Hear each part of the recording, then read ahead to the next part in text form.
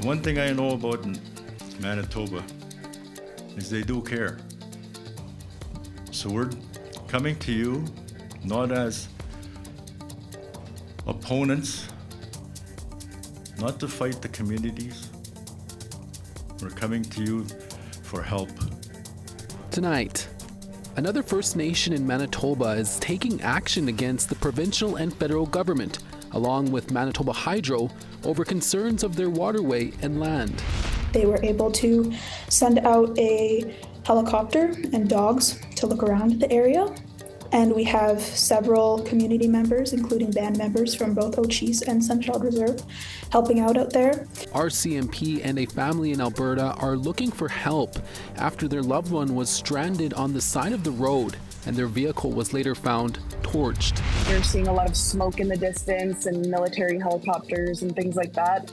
So there was definitely a sense of unease amongst most people. And a popular tourist destination in Mexico sees a surge of violence from the local cartel.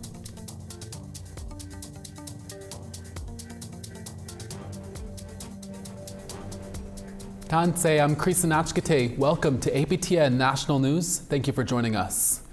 We begin with the dangerous developments that are coming out of Mexico from over the weekend. Canadians in Puerto Vallarta are being ordered to shelter in place as violence escalates in the region. According to reports from the Associated Press, the Mexican army killed El Mencho, the leader of the Jalisco New Generation cartel.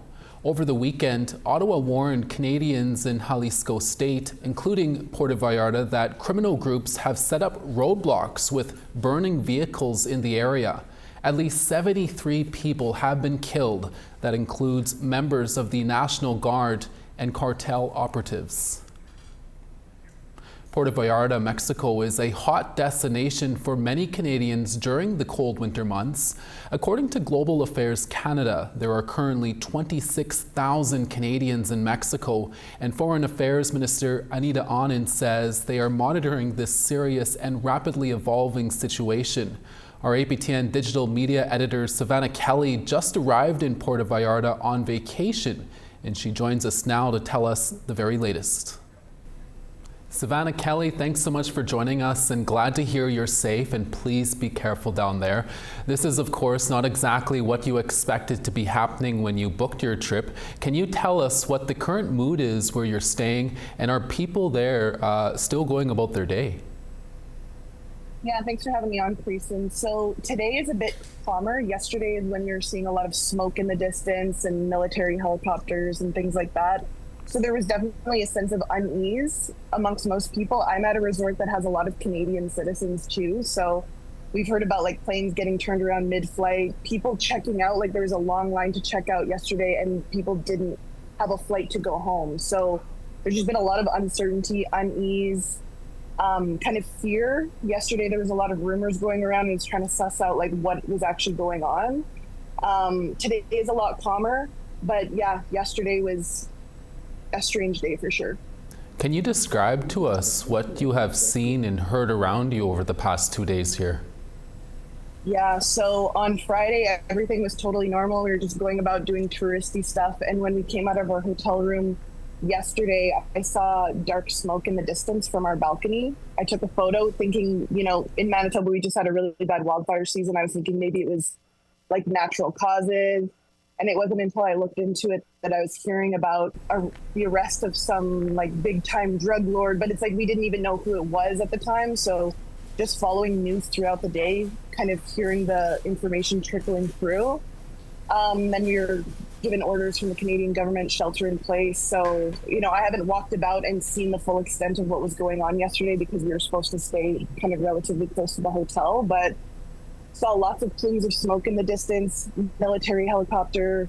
You know, I could be worried up in my room or I could be worried down by the beach. So we went down to the beach, and when we were in the water, we heard a boom, looked down the way, and in the distance also kind of along the beach, we saw a plume of smoke rising. So, and that was probably at about 4 p.m. yesterday, 4:30 p.m. So it's like things started kind of kicking off yesterday morning, but it was sort of all throughout the day, fires being lit.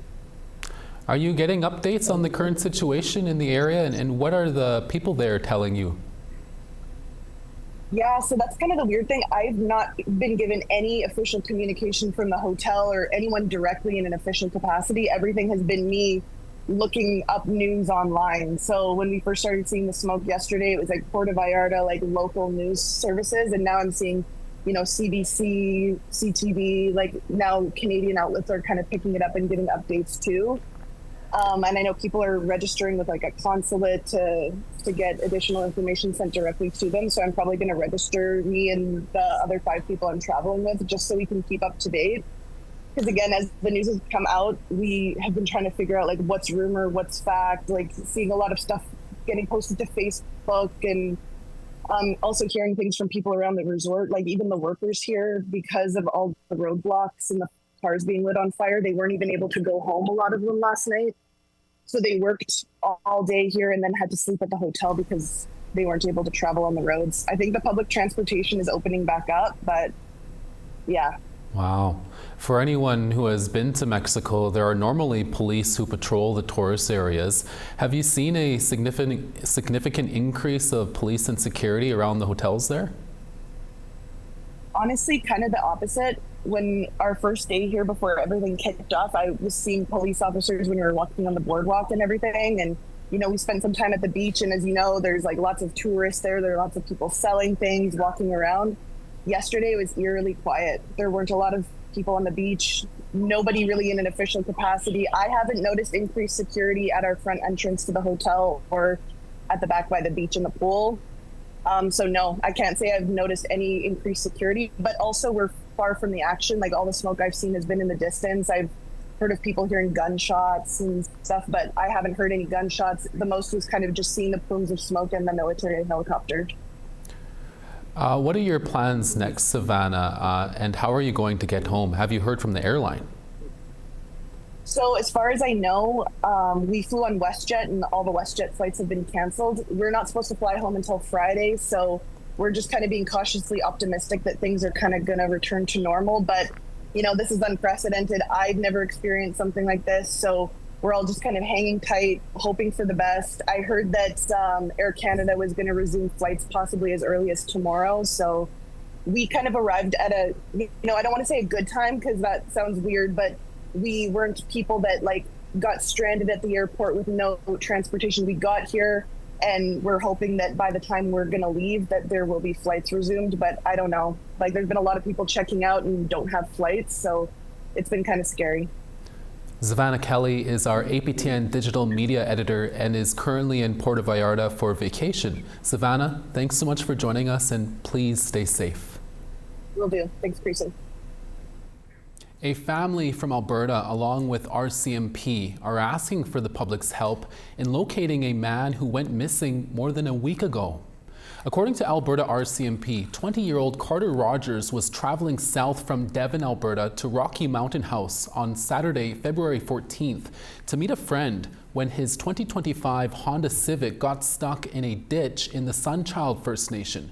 Rogers was able to call his mom and figure out how to get out. However, they lost contact with him due to poor cell coverage. The following day, Carter's car was found burned on an oil lease road in the Ochis First Nation. RCMP is now asking anyone who has seen Carter to come forward with more information on his whereabouts.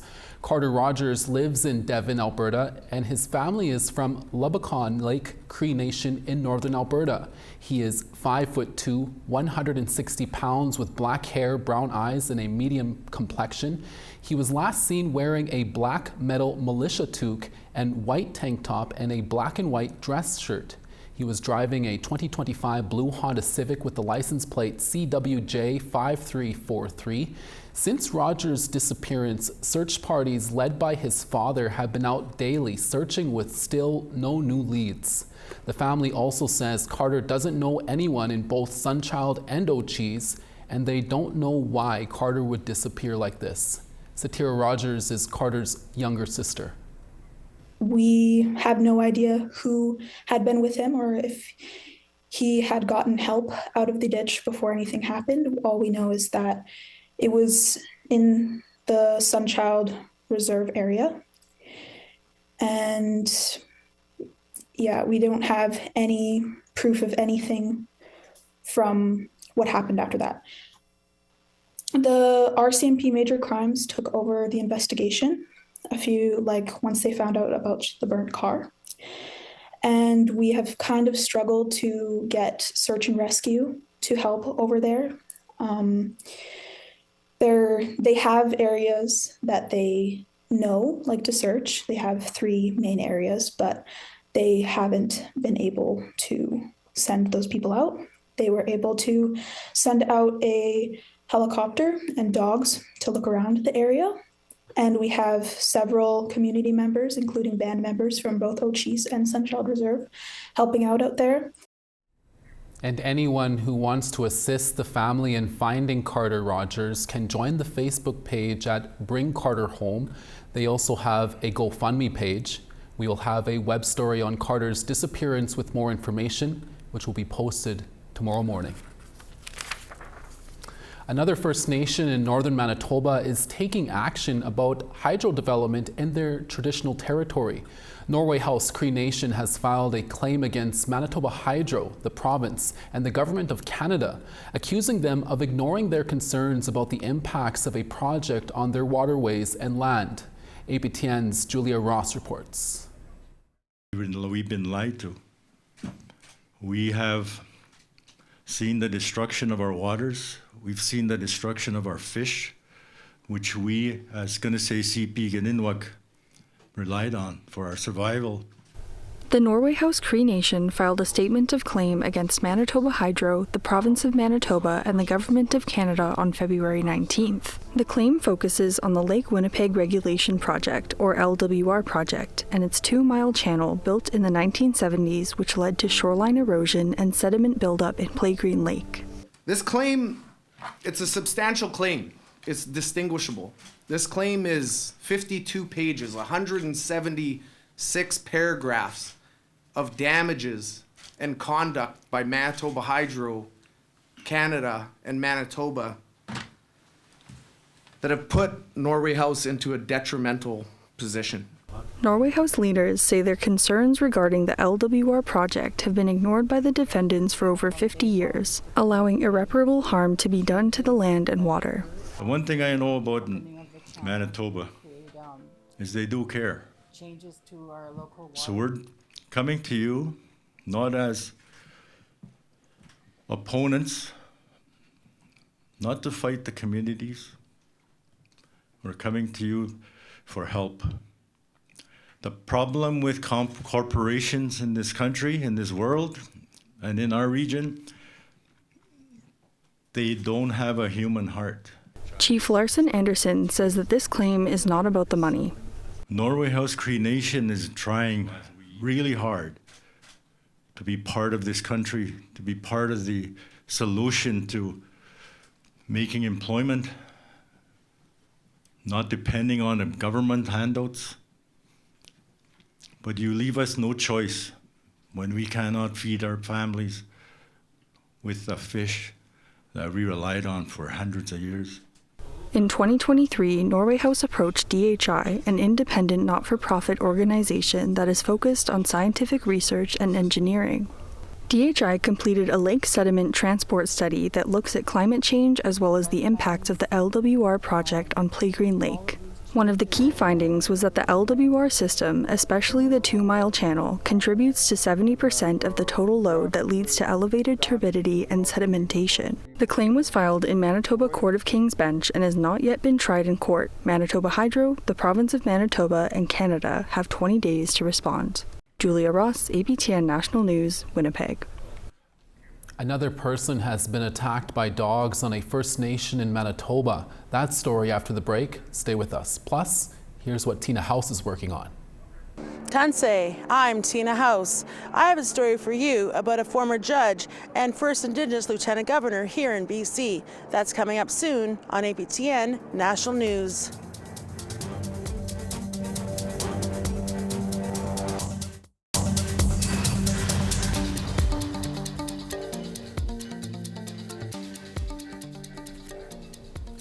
Welcome back. A youth has been charged in the death of a man in the Star Blanket Cree Nation in southern Saskatchewan.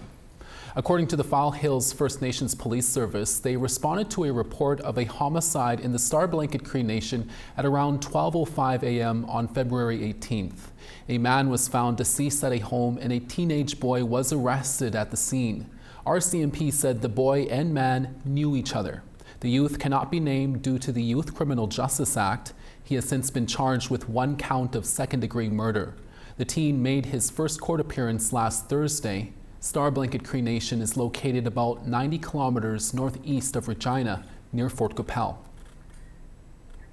A routine traffic stop in a First Nation north of Winnipeg uncovered a stolen handgun and 16 ounces of cocaine. Gypsumville RCMP say they discovered the items after pulling over a vehicle that failed to stop at a stop sign. Gypsumville RCMP allege a male driver appeared to be impaired and was breaching court-ordered conditions, leading to his swift arrest in Little Saskatchewan First Nation, roughly 200 kilometers north of Winnipeg. Following an inspection of the vehicle, a female passenger from Winnipeg was arrested as well. RCMP allege finding a loaded handgun in the vehicle that was stolen from Grand Prairie, Alberta in 2022, along with prescription drugs and 16 ounces of cocaine. 45-year-old Shane Warren and 28-year-old Terry Crewley have both been remanded in custody for multiple firearms and drug-related offenses. Additional charges against Warren include driving a motor vehicle while prohibited, driving while impaired, and 3 counts of failing to comply with his release order. The Winnipeg Police Service have recently arrested 2 teenagers after a young man died from injuries over the weekend in Winnipeg. Police say they found the victim in a residence when responding to a well-being call. Winnipeg police say 20-year-old Nicholas Bear was found with injuries and he was transported to hospital in critical condition early Saturday evening. He later succumbed to those injuries. The victim was a member of Barons River First Nation living in Winnipeg. 18-year-old Augustine Owen Bear was arrested at the scene. Police also arrested 19-year-old Xavier Xander Fiddler in connection to this case a few hours later. Both suspects are detained in custody and have been charged with manslaughter and aggravated sexual assault. Police say in order to protect the integrity of the investigation, they cannot confirm to APTN News whether the victim and suspects were known to each other. This is Winnipeg's 6th homicide of the year so far. A 22-year-old is recovering from a dog attack in the Ebb and Flow First Nation in Manitoba. Approximately at around 4:10 p.m. on February 14th, St. Rose du Lac RCMP responded to a report of a 22-year-old woman who was attacked by 4 dogs as she walked along a highway on the Ebb and Flow First Nation. 2 witnesses saw the attack and helped her return home to call for help. She suffered significant injuries and underwent surgery in Dauphin Hospital. RCMP are now working with the First Nation Police Service to identify the dogs.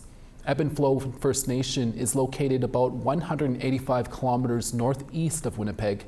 Anyone with information on the dogs is asked to call RCMP or Crime Stoppers. Canada's Minister of Artificial Intelligence says he wants answers from OpenAI on what the company knew about the online activities of the teenager behind the Tumbler Ridge shooting. I immediately summoned them to Ottawa for a reason, because I want to know the details about their escalation thresholds. I want them to give us details of what their protocols are, what they are specifically in Canada, because Canadians demand safety. OpenAI revealed it had banned Jesse Van Roetselar's ChatGPT account months before the shooting over unspecified but concerning interactions. The company says staff considered referring the account to police, but in the end, they did not.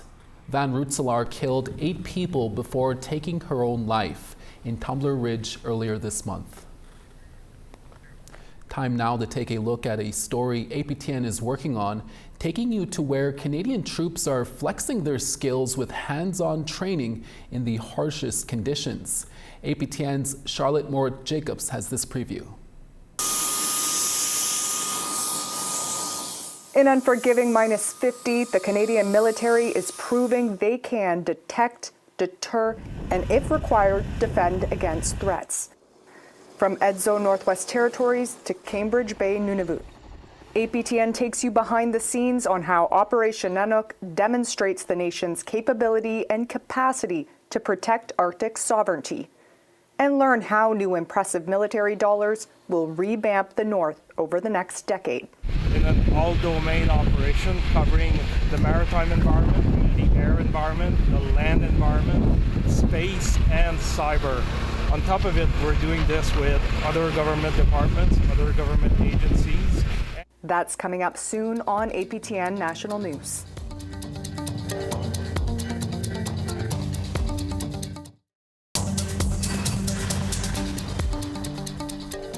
Welcome back. Time now for our photo of the day. Festival de Voyager celebrations just wrapped up in Winnipeg, Manitoba, and Shania Murdoch enjoyed her first syrup beef jerky that also happened to be the shape of Manitoba.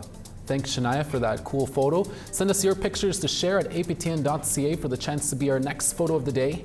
Time now to take a look at tomorrow's weather forecast. Oh, we have no forecast, so I apologize for that. Our weather is down right now, so apologies. There's a silver lining to Canada's men's hockey team's bitter defeat to the US. Connor McDavid has been crowned MVP and top forward at the Milano Cortina Olympics. The Edmonton Oilers captain led the tournament with 13 points in 6 games, scoring 2 goals and making 11 assists. That impressive tally means McDavid now holds the points record among NHL players at any Winter Games. And there's more good news for Canadians. Despite the 2-1 loss to the United States, there were 3 Canadians named to the All-Star team, with Cale Makar and Macklin Celebrini joining McDavid. APTN's Face to Face with Dennis Ward returns with a new episode tomorrow night. Dennis sits down with Diane Rusin, who just became the first Indigenous person appointed as board chair of the Winnipeg Foundation, the largest community foundation in Canada. For more than a decade, Rusin has been the project director of the Winnipeg Boldness Project, which strives to improve the lives of Indigenous families in Winnipeg's North End. Here's a preview.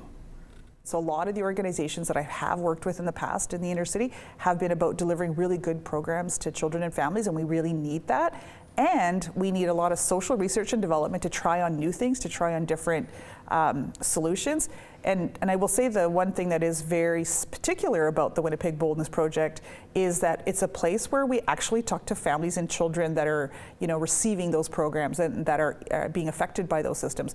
Go to them directly, ask them what they think the problem is, ask them what they think the solution is, and from there we build prototypes. And so these are just different ways that we might change these systems so that they better serve families and children.